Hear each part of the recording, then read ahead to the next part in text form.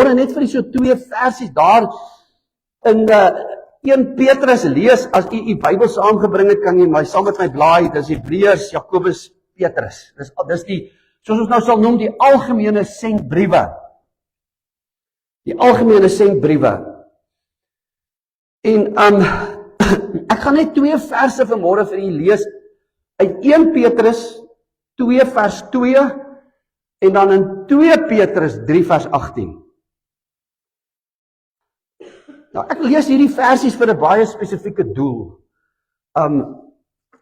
En ons gaan dit nou met u deel. Kom ons lees dan saam. Kom ons begin in 1 Petrus 2 vers. Ons lees sommer van vers 1 af. Hy sê, lê dan alle boosheid en alle bedrog en alle geveinsdheid en afguns en alle kwaadpratery, lê dit af. En hoor nou mooi wat sê hy, en verlang sterk soos 'n pasgebore babietjie na die onvervalste melk van die woord, sodat julle daardeur kan opgroei. Geliefdes, geen mens wat 'n kind van God is, kan geestelik groei sonder die woord van God nie. Jy kan nie. Jy kan nie Bybel lees nie. En ek wil vanmôre vir u waarborg dat die Bybel wat u in u hand het getrou deur die eeue, deur die duisende jare, die millenniums wat hy oorgedra is u Bybel in u hand deur God bewaar.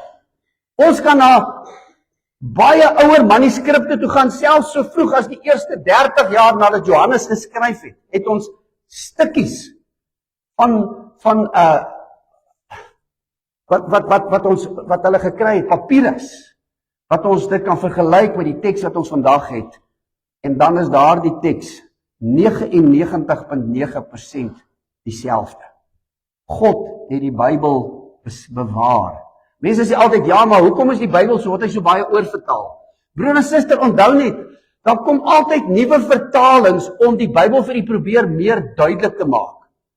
Maar 'n Bybelvertaling gaan altyd uit die oorspronklike gedoen word. Kyk, hulle vat nie 'n Afrikaanse Bybel en vertaal hulle 'n ander Afrikaanse Bybel met ons.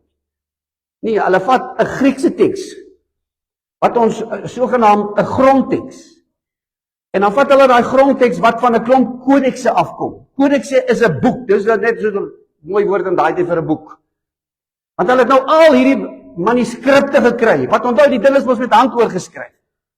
En daar soos 5000 van hulle. En dan daaruit word een kodeks teks saamgestel, en dan uit daai teks uit word dan uiteindelik 'n vertaling gedoen. So u kan weet, wanneer daar 'n nuwe Afrikaanse vertaling kom of 'n Engelse vertaling kom, is dit nie nou om ons te verwar nie, of nou om die Bybel te verdraai nie. Die doel is sodat die Bybel meer duidelik sal kom. So wat wil ek vanmôre vir u sê? As u die Bybel lees, is die Bybel wat u vandag lees, is dieselfde as wat daar die eerste, toe Paulus daar geskryf het, 1 Korintiërs 13. Meer as 2000 jaar terug, lees u presies wat hy daar geskryf het. Halleluja. Sê iets anders nie. Die woord van God is getrou deur die eeue bewaar. Maar dan wil ek ook graag vir u net daar ook lees uit 2 Petrus 3 vers 18. En hoor wat skryf Paulus, of ek bedoel Petrus daar, in 2 Petrus 3 vers 8, of is dit nou reg? Ja, 2 Petrus 3 vers 8, en hy sê, en julle moet dan toeneem in die genade en kennis van ons Heer en Saligmaker. Ekskuus, ek wil nou by 2 Petrus kom, daar sê ja. 2 Petrus 3, ja. Hy sê, nou hoor wat sê, maar julle moet toeneem in die genade en kennis, hoor nou mooi, van onse Here en Saligmaker Jesus Christus. Aan hom kom toe die heerlikheid van nou af tot in alle ewigheid. Anderswoorde, hy sê, jy moet nou geestelik groei. Jy moet nie net verlang soos 'n babietjie na die woord en jy moet die Bybel lees nie, maar jy moet groei in jou verhouding met Jesus, hoor nou mooi, jou Here en jou Saligmaker. Dit staan daar. Dit ons sê baie keer vir mense, jy moet Jesus Christus aanneem as jou Here en jou Verlosser, jou Here en jou Saligmaker. En broer en suster, want die Bybel sê vir ons in Johannes 1:12 van almal wat hom aangeneem het hy die reg gegee om kinders van God te wees. Nou sê hy, jy moet groei in die naam van Jesus, jou Here, want Here beteken hy is Kyrios. In Boer-Afrikaans, hy is koning. Hy is die baas. Ek sê mos, hy is die bos. As die Here sê, dan doen ons. In die tweede plek, jou saligmaker. Nou wil ek vanmôre gou vir u, weet hierdie twee waarhede, want luister gou broer en suster, waarom is dit so belangrik? Want ek wil jy moet verstaan, u en ek lewe in 'n wêreld waar daar ongelooflike klomp stemme is. Voices. En kom ons praat gou 'n bietjie vir 'n oomblik hieroor. Daar is jou stem. Wie van julle praat elke dag met jouself? Julle was nou 'n stupide ding wat ek nou weer aangevang het. Of jy sê vir jouself, ek is nou dik vir die goeters. Kom, hallo, praat ek met iemand hier vanmôre? En weet julle wat? Daar's van julle wat julle self antwoord op. Maar dit beteken, ouens, ek wil regtig sê, jy moenie bekommerd wees, daar's iets fout met jou nie. Dis nie mental nie. Ons hoef jou nou nie na 'n inrigting te stuur. Dis heeltemal oukei. Want jy uiteindelik maar so 'n tipe van 'n dialoog met jouself. So almal is vanmôre saam met my. Daar's jou stem in jou kop. Nou ek sê nie altyd daai stem praat reg of waarheid nie. Daai stem kan baie keer baie nonsens praat. Maar dan die tweede stem wat daar is, luister gou mooi, die stem van ander mense. Die goed wat mense vir jou sê. Die goed wat jy miskien as 'n kind het, jou pa vir jou gesê het, jy's dom, jy sal nooit daai ding kan doen nie.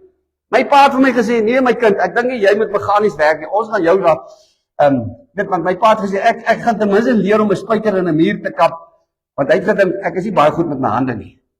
Nou ek bedoel maar ek is nie. Kyk, ek kan daar 'n kar se wiel ry. En ek kan 'n spyker in 'n muur kap, maar ek het nie nodig gehad om na 'n tegniese skool te gaan om dit te leer. En dis hoekom my pa my na 'n tegniese skool toe gestuur. Ek moes in 'n akademiese skool gewees, ek is 'n akademiese kind. Ek weet nie wie daai toets op my gedoen nie. Eerlik, daai ouens was nie baie wys nie. In elk geval, maar so ja, daar's ander mense, die goed wat ander sê. Iemand het al iets vir jou gesê wat jou seer gemaak het. Iemand het al goed vir jou gesê wat vir jou kwaad gemaak het. Ouens, ons lewe deur die stemme van ander mense en luister, soms lewe hulle rent-free in jou kop. Praat ek met iemand hier vanmôre? Onthou jy wat hy gesê het? Kom nou. Ouens, dis hoekom die Bybel sê ons moet vergewe. Want anders te laat ons ander ouens rent-free in ons kop bly. Ek sê mos hy versaam vanaand soos 'n babatjie en jy lê en rondrol. Kan ek gou vir jou sê as jy gif drink, gaan hy nie dood nie. Kan ek weer vir julle sê? As jy gif drink, gaan daai ou nie doodgaan nie. Enigiemand? So dis hoekom vergewe mense man. Dis wat die Bybel vir ons leer. Dis die stem van die Here. En dan het ons natuurlik die stem van die duiwel. Anders die Bybel sê die duiwel loop rond soos 'n brullende leeu om te kyk of hy kan verslind. Hy's 'n leienaar en 'n mensemoordenaar. Kom nou waar is ons ooms en tannies, die oumas? Dis julle ons altyd gesê, daai duiweltjie wat op jou skouers sit, klap hom af. Die stem van die leienaar. Geliefdes, in Handelinge 5 lees ons van Ananias en Safira, onthou julle dit nou. En dan sê Petrus vir Ananias, waarom het jy toegelaat dat die Satan jou hart gevul het om vir God te lieg? Wie het sy hart gevul? Die duiwel. O nee, hulle sê mos, weet, ek hoor soms selfs in die NG Kerk sê hulle die duiwel bestaan nie.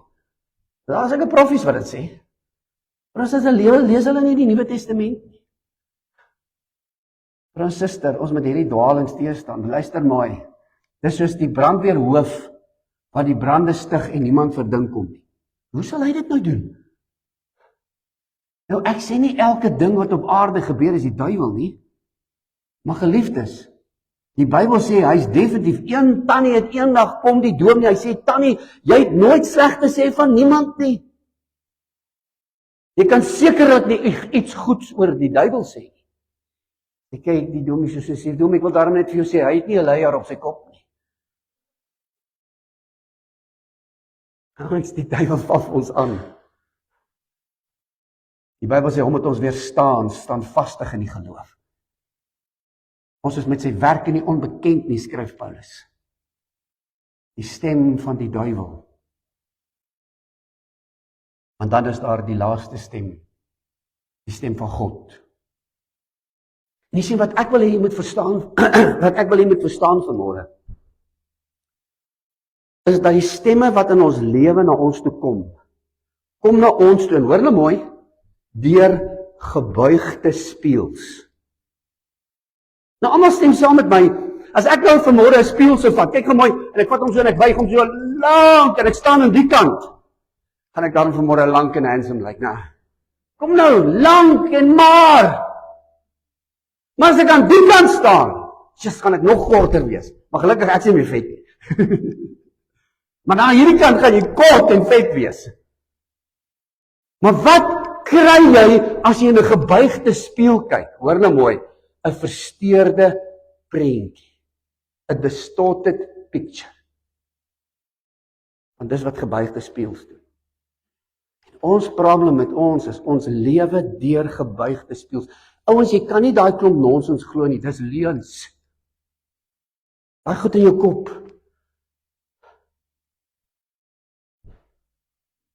Jy kan nie toelaat dat ander mense se stem in jou kop bly. Rent-free nie. Jy sien, hoekom is die Bybel so belangrik? Want die Bybel is wat? Die stem van God. Luister gou mooi, dat julle dit nou mooi verstaan.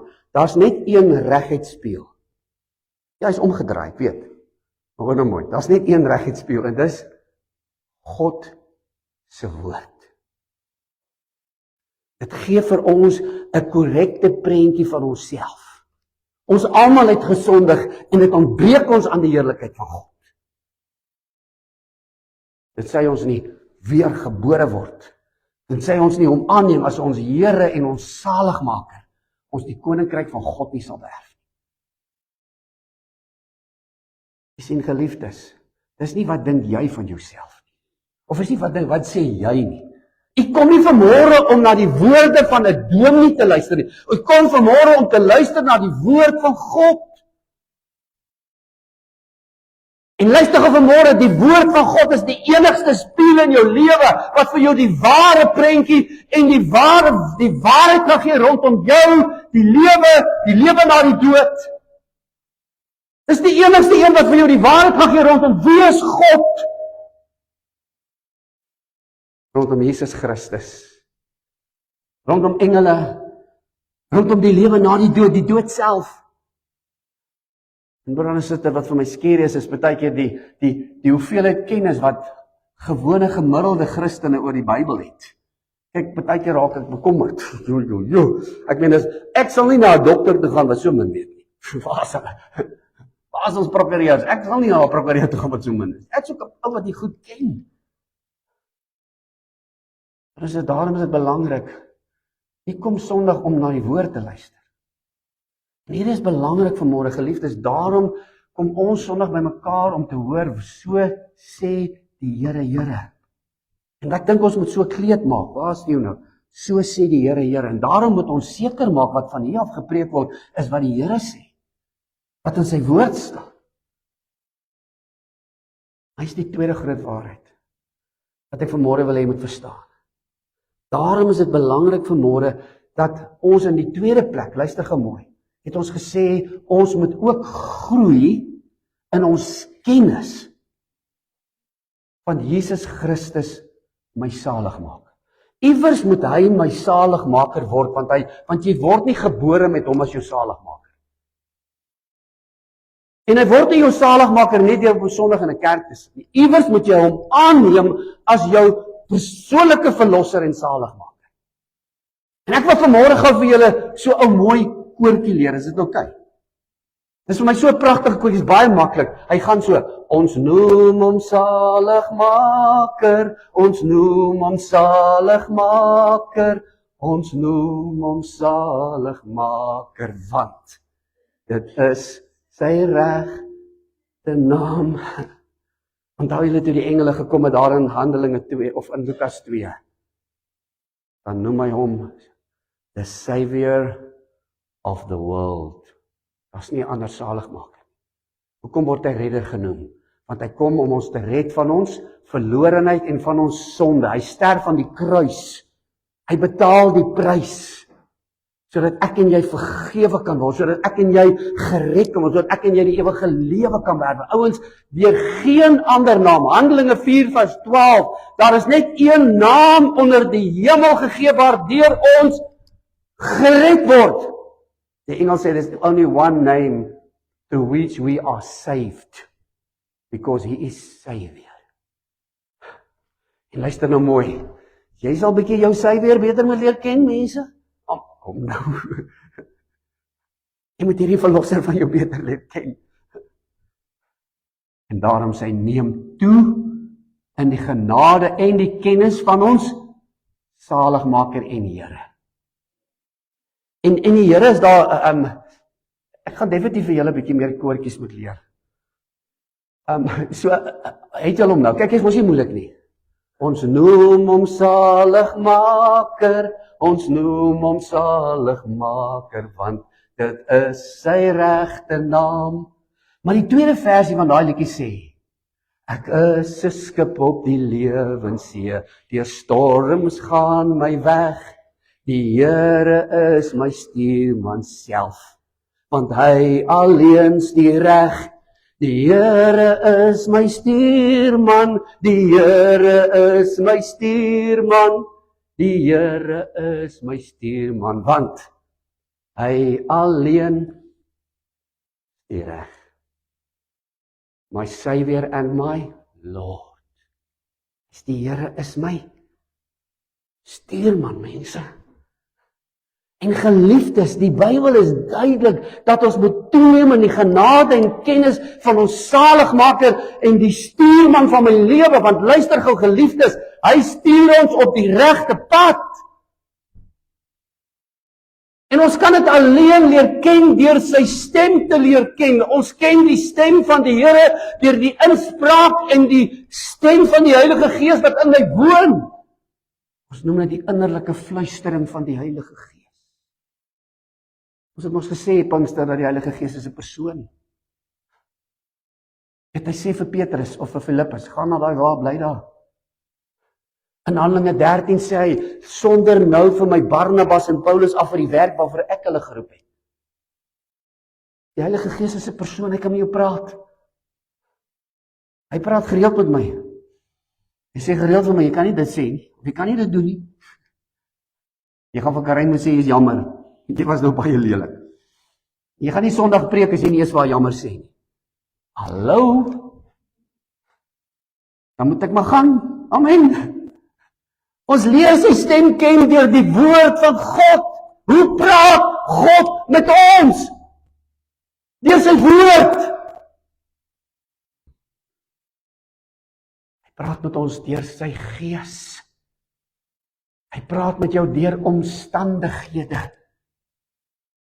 Hy praat met ons by 'n begrafnis of die afsterwe van 'n geliefde.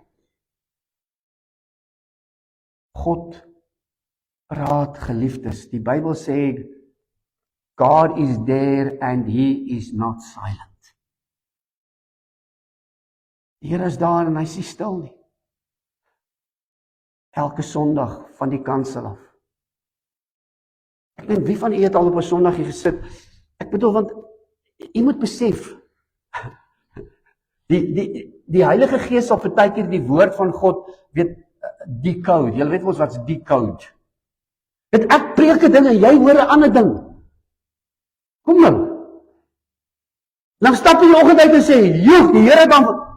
Ja, kyk, as julle ouens, as julle vir my sê, die Here praat met julle, maak ons nou hierdie deure toe. Kom nou. Jy stap die oggend uit en sê, die Here dan vanmôre met my gepraat.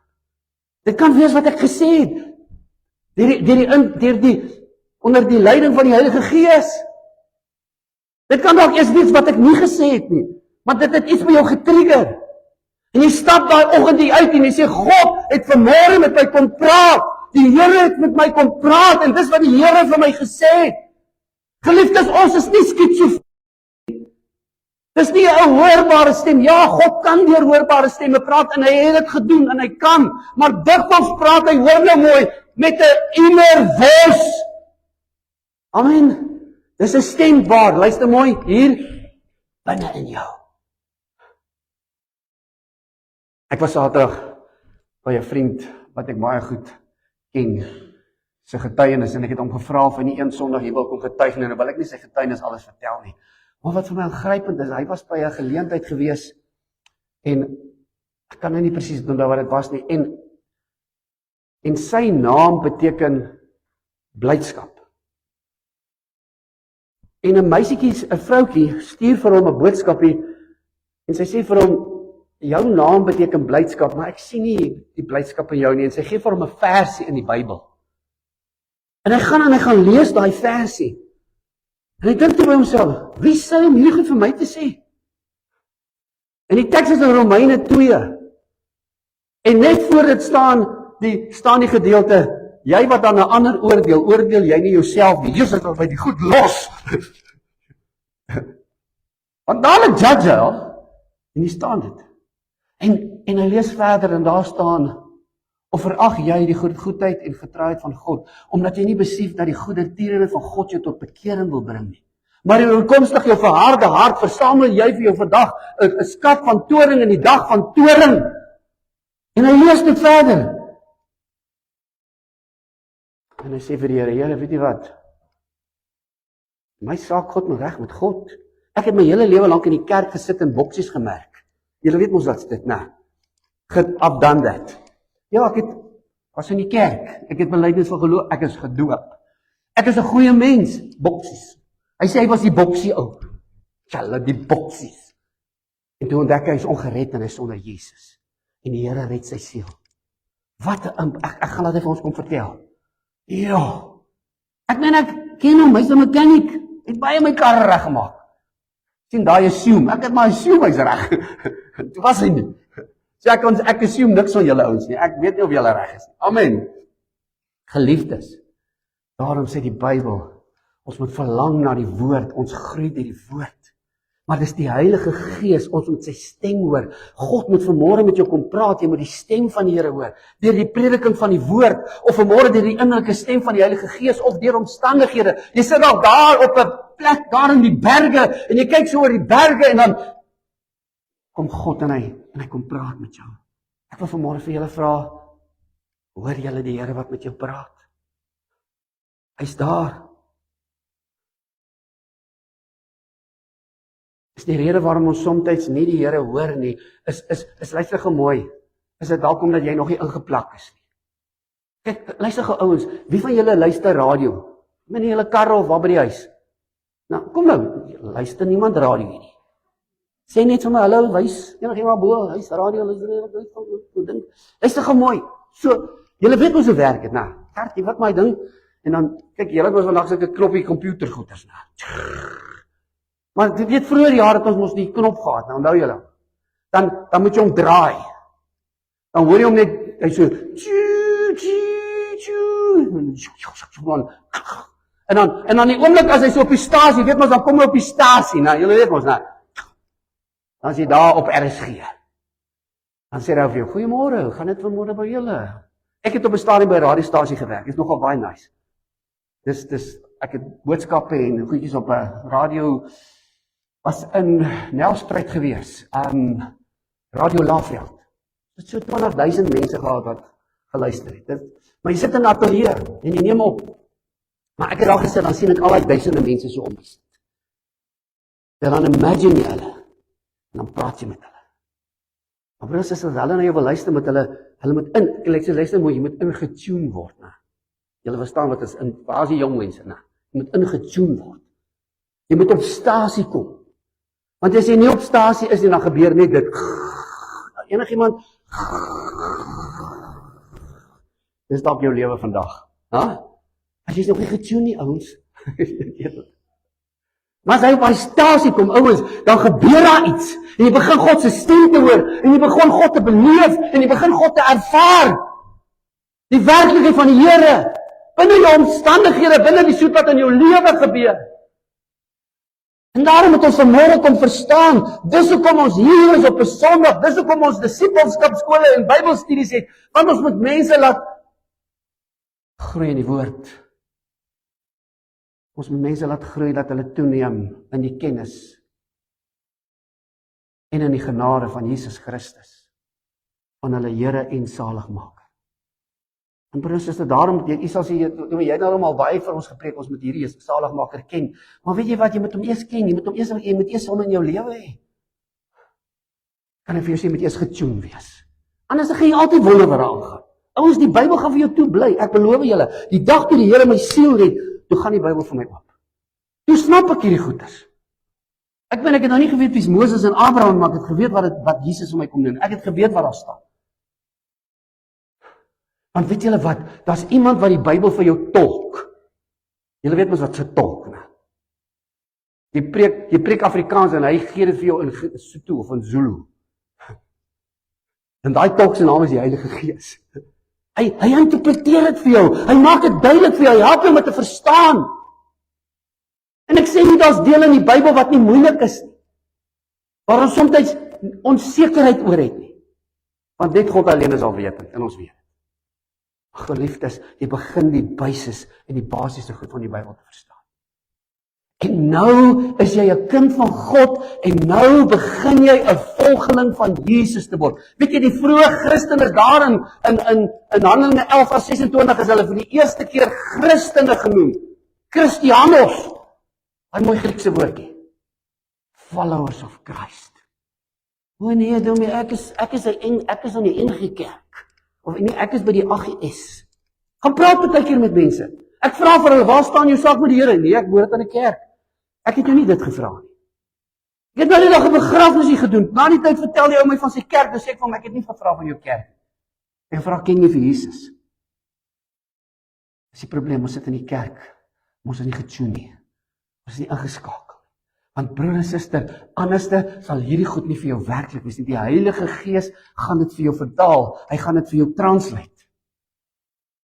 Ja, weet jy wat?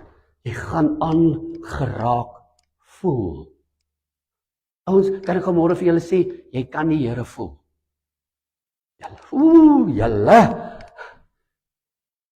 Miskien met ons sal meer mense vir ons lofprysings aanmoet bring. Waar is daai mense? Jy kan die Here voel. Jy kan die Here beleef. Jy kan sy stem hoor. Maar ons het te gelees die Nuwe Testament. Hy het hulle gelei. Hulle het gehoor, hulle het gedoen. Natuurlik, dit vra gehoorsaamheid en dit vra geloof. En die grootste ding van die Christelike lewe is nie net dat jy gered moet word nie, maar dat jy die stem van die Heilige Gees en die stem van God moet leer ken. En elke dag is daar baie stemme wat met ons praat.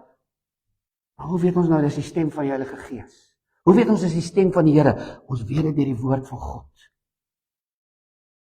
Want die Gees sal ons nooit op 'n manier lei in teenstryding met die woord. Die Here gaan nie vir my sê, Gerrit, hoe lank is jy nou getroud? Ja, Here, 36 jaar. Jy seker nou al moeg van daai vrou van jou. Ja, Here, kus. Dan sê hy vir my, weet jy wat, skei haar. Ouens, die Heilige Gees sal dit nooit vir my sê nie. Weet jy wat gaan hy vir my sê? Manne, julle moet julle vrou lief hê. Gerrit, jy gaan harder met daar werk om daai vrou lief te hê. Kom nou! Ouens, as jy die regte Jesus volg, jy dan vir my gestuur. Daai Jesus lei jou na die kruis toe. Daai Jesus lei jou na heiligmaking toe. Daai Jesus lei jou geliefdes na gehoorsaamheid toe. Daai Jesus lei jou na 'n pad van geloof en selfsterwe. Baie mense volg, hulle sê hulle volg vir Jesus, maar die Jesus wat hulle volg, ouens, lyk vir my nie na die regte Jesus nie. Want almal ken Psalm 23, né? Wat staan op Psalm 23? Die Here is my herder. Ek kom niks kort nie. Hy lei my na waters waar rus is. Hy verkoop my siel. Hy lei my en ek hou van die nuwe vertaling, nie die van die ou vertaling. Die nuwe vertaling sê hy lei my op die regte pad ter wille van sy julle ouens, as die Here jou lei. Ek sê baie vir ouens, dis nie die Here wat jou nou lei nie met pel. Dis jy. Dis jou sonde wat jou lei. Kom nou, dis nie die Here wat jou lei daar. Hy lei ons. Wie van julle onthou, daar was so, was dit 'n Psalm, leer my Heer, die regte weë. Onthou julle hom, wys die regte pad my aan. Maak my hart daartoe genee om met lus. Onthou julle daai song? Ouens, maar dit is nie net 'n song nie. Vir julle wat nou in Afrikaans is, dit is nie net 'n lied. Die vrou sê, mag nie jou taal so mix nie. Ons leer my Here, die Heilige Gees, as hy in jou woon, gaan hy jou leer. Want jy sien, jy gaan nie jouself moet sterf aan song. Jy gaan moet. Die Here gaan jou moet, jy weet mos wanneer jy soos op 'n detox, wie van julle het al bietjie op 'n detox gegaan? Jy weet, dis mos wanneer jou liggaam vol gifstowwe is, né? En dan gaan jy so op 'n vas. Nou, wie van julle, doen julle dit nooit? Julle, dis like jy moet. En weet jy wat, dan kom al die gifstowwe uit jou uit. Die Here sit ons baie keer op 'n detox. Met al die poison uit ons uitkry. Ouens, want luister maar, Romeine 7 sê, die sonde wat nog in ons woon. Die goeie wat ek wil, dit doen ek nie. Die kwaad wat ek nie wil nie, dit doen ek. En dan sê hy, dis die sonde wat nog in my woon. Daarom skryf Kolossense 3 vir ons, dat ons dit moet doodmaak, ons moet dit sterwe. As jy die regte Jesus volg, is dit 'n pad van selfsterwe. 'n pad van heiligmaking. 'n pad van gehoorsaamheid en geloof.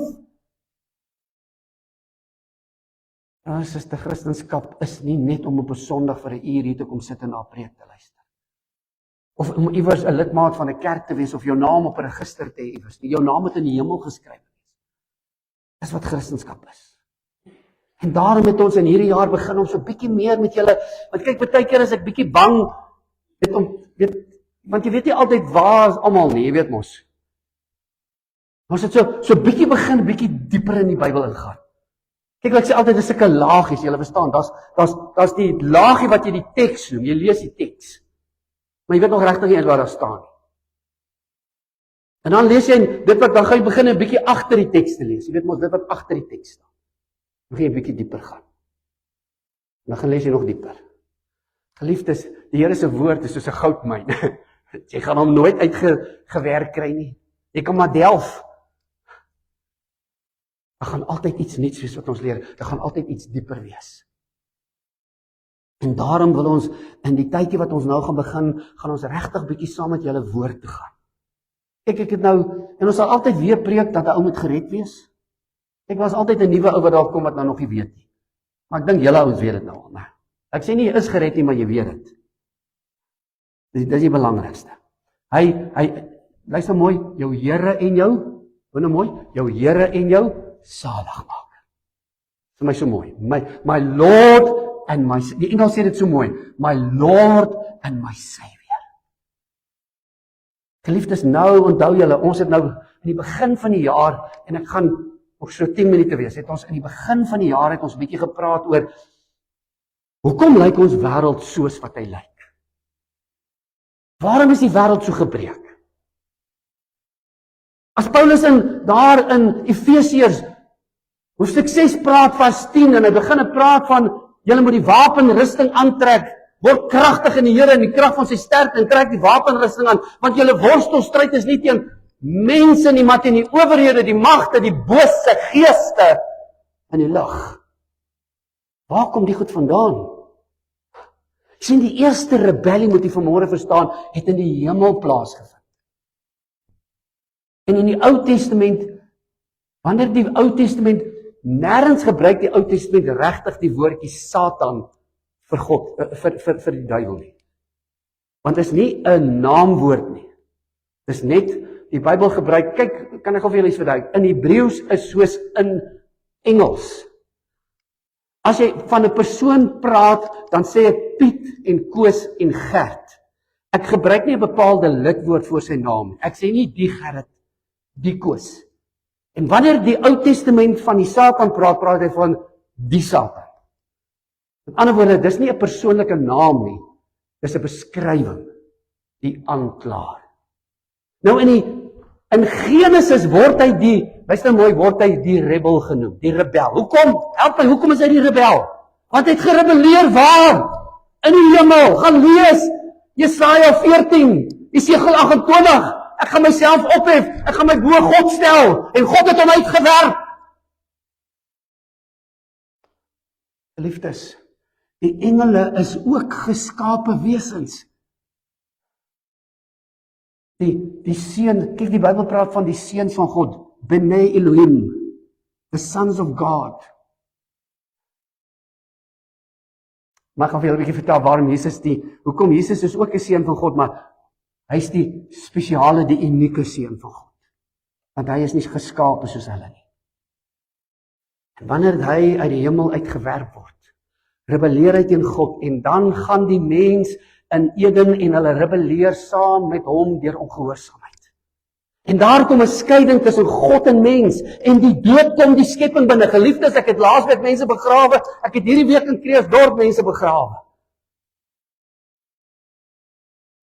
Jy staan by 'n graf en ons huil. Luister mooi. In Romeine 5 vers 12 is 'n aangrypende vers. Hy sê, want soos deur een mens die sonde in die wêreld gekom het. Wie is dit nou weer? Adam. Het die sonde wat gebring? Die dood. O nee, julle ons gaan nie dood nie, nee. Maar julle ons word oud hoor. Ons is op pad om dood te gaan. Ek sê altyd by 'n begrafnis, as ek daar sit, dan weet ek eendag gaan hulle vir my daar laat. Hulle gaan daar sit vir my. As ek daar by 'n grafdiens is en daar die oop graf staan daar, dan weet ek eendag gaan dit ek wees. En hoor wat sê die Bybel. Want die dood het tot ons almal deurgedring, want ons almal het gesondig. Het julle dit gelees?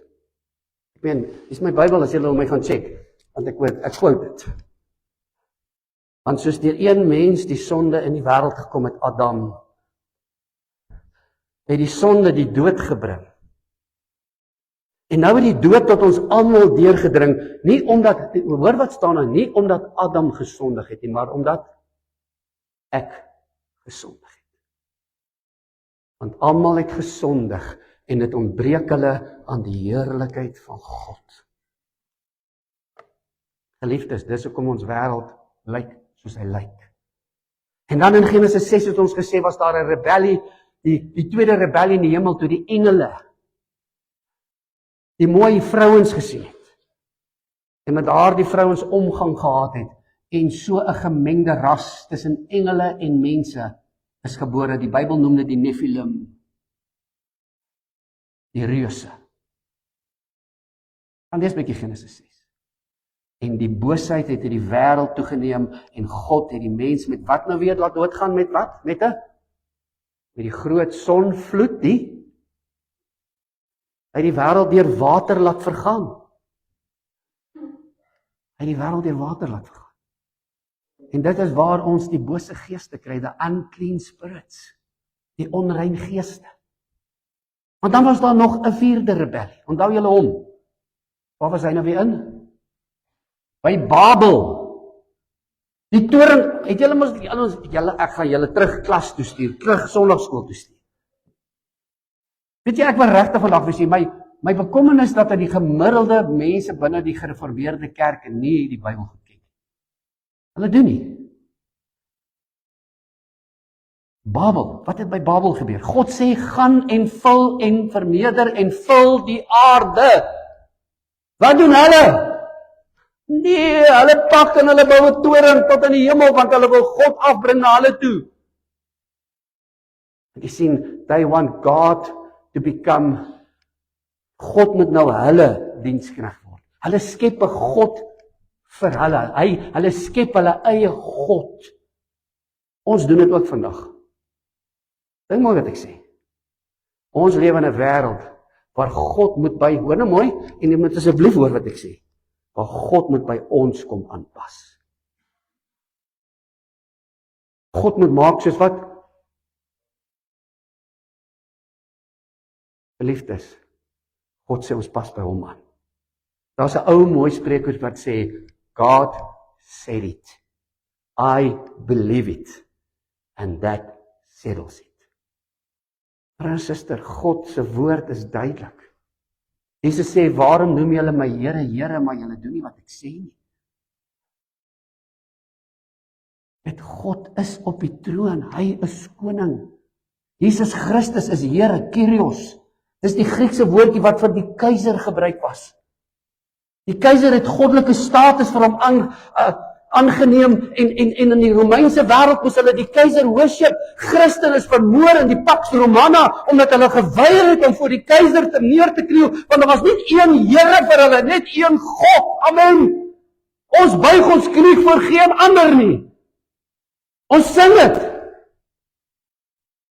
My hande hef op na U. Ek loof U naam. Ek buig voor U. Amen. Want daar is geen ander God behalwe U nie. Geliefdes. En as gevolg van hulle rebellie het God die nasies verwerp. God het gesê, ek is klaar met julle. Reject julle. Gaan lees die 10 nasies daar in Genesis 10 en 11. Maar wat gebeur in Genesis 12? God begin oor. Met wie? Met wie? Abraham, Persiese golf, Saul, Sarah, Abraham, Lot en Terah. Waar is die ouens wat die Ou Testament seminar? Hy begin oor. Want hy is 'n God van genade. En wie kom deur die bloedlyn van Abraham? Help my. Jesus Christus. Want die Here sê, deur jou saad, enkelvoud, nie saade nie. Gaan lees Galasiërs 3. Sal die nasies van die aarde geseën word. Dan kom Paulus in Galasiërs 3, dan sê hy, dat Christus is die saad. Want Jesus kom waar of nou weer vanaf van die? Help my gou van die? Jode. Hy was 'n Jew. Hy was 'n Jood. Hy word as gebore deur 'n maagd. Hy word sonder 'n vader, bevrug, magtelik, die inkarnasie, die menswording, en dan word hy in hierdie wêreld gebore. Sien broer en suster, luister gou mooi. Die sondeval het God nie omkant gevang nie. Want Jesus is gekruisig voor die grondlegging van die wêreld. God het geweet ons gaan dit doen. En iemand wil ek hiermee afsluit vanmôre. So, ouens, ek gaan julle 'n bietjie die Bybel leer.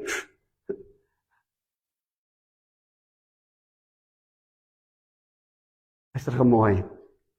Die grootste probleem in die wêreld. Kom ek sluit net hiermee af. Ek het dit nou hier opgesit en ons het nou nie daarby uitgekom. Ons sal volgende Sondag. Wie van julle het al die 13 briewe van Paulus gelees? Hy het mos 13 briewe geskryf. Romeine, 1 en 2 Korintiërs. Laat ek dit nou sê soos die Bybel dit sê, want die Bybel is verkeerd. Julle weet natuurlik julle Bybel is verkeerd, né? Weet julle dit? Weet julle dit nie? Ok, ek gaan vanmôre vir julle vertel. Jy sien, ons in ons Bybel het Romeine, 1 en 2 Korintiërs. Help my gou. Galasiërs, dink ek, dan Efesiërs, Filippense, Kolossense, Filemon, 1 en 2 Tessalonisense, en dan 1 en 2 Timoteus, 1 Timoteus, Titus, 2 Timoteus. Het julle dit? Maar het julle geweet dat julle Bybel rangskik Paulus se briewe van lank na kort? Nie soos dit geskrywe is nie. Julle het dit nie geweet nie, né?